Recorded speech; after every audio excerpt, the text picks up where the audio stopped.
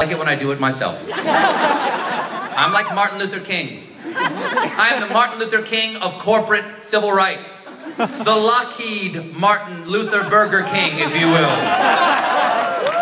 Now, some of you may be too young to remember, but years ago, back in 2010, there were still limits on how much money corporations could spend on elections. And not just corporations, also billionaires and unions. But mostly corporations. And faced with this tragic lack of corporate influence in our government, 2 years ago, 5 courageous, unelected justices in the Supreme Court took a stand while technically still sitting. We all know their names: Thomas, Scalia, Roberts, the other Scalia, and the tall guy. I want to say Gary something. The case Citizens United versus the Federal Election Commission. In it, they ruled that since corporations are people, and people have the right to free speech, and money equals speech, therefore corporations have the constitutional right to spend unlimited money in political speech. With the stroke of a gavel, these brave men leveled the playing field and then sold the naming rights to that playing field to Bank of America. But these wise men knew that there had to be some reasonable restrictions to protect all that innocent money from the corrupting influence of politicians. And so they declared that the unlimited corporate and union and billionaire bucks had to be completely independent of the campaigns. And lo, super PACs were born unto us. We had finally arrived at an American crossroads to restore our future priorities, USA, and make us great again. Because freedom works. And once upon a time, even I had one. Colbert Super PAC. You know our motto, say it with me: making a better tomorrow, tomorrow. And when I started it, I promised that you would be a player in this election. I promised to make your voice heard in the form of my voice. Well, nation, I have to ask, can you hear you now? I can't hear you hearing you. That's more like it. Now, a quick legal disclaimer. My former Super PAC had nothing to do with today's rally. It is now known as the Definitely Not Coordinating with Stephen Colbert Super PAC, controlled by my shadowy dear friend and completely uncoordinated business partner, Jon Stewart. You see, folks, I had to give up my Super PAC just because I formed an exploratory committee to be the President of the United States of South Carolina. Giving up that Super PAC wasn't easy. It was like giving up my baby.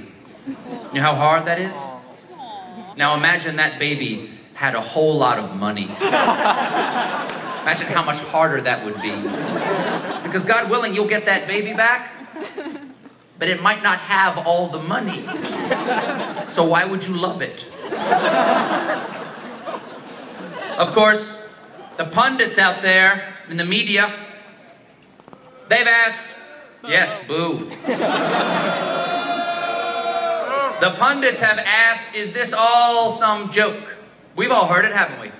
Yeah. And I say, if they are calling being allowed to form a Super PAC and collecting unlimited and untraceable amounts of money from individuals, unions, and corporations, and spend that money on political ads and for personal enrichment, and then surrender that Super PAC to one of my closest friends while I explore a run for office, if that is a joke, then they are saying our entire campaign finance system is a joke. And I to be offended by that. We fought a great civil war to ensure that all people are people. As Abraham Lincoln said at Gettysburg, give me some money. They don't teach that in school anymore. They've replaced that with Gay Mexican History Month. Now, there are kids out there who don't like the progress we've made. There are cynics who say that you have to be a billionaire to have your voice heard in Washington. Wrong. You just have to know a billionaire. We face an uphill battle. I won't lie to you. And unlike all the other hills I've conquered, this one does not have a gondola and a fondue shack on the top. But I believe we must not go back to those dark days when we discriminated against corporate persons based on the color of their skin, or because they didn't have skin, or a head, or a face. And if you share that belief, then tomorrow you have no choice but to vote for Herman Cain. Because he shares my beliefs? I don't know, I haven't asked him. The point is, I share his beliefs, and you share my beliefs. So by the transitive property, he shares your beliefs. You see, politics is like an STD.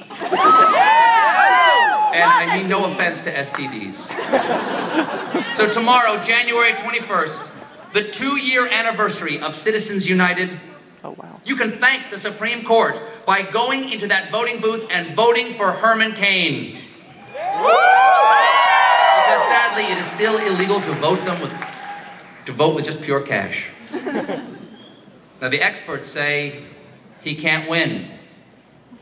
They've been wrong before. Yeah!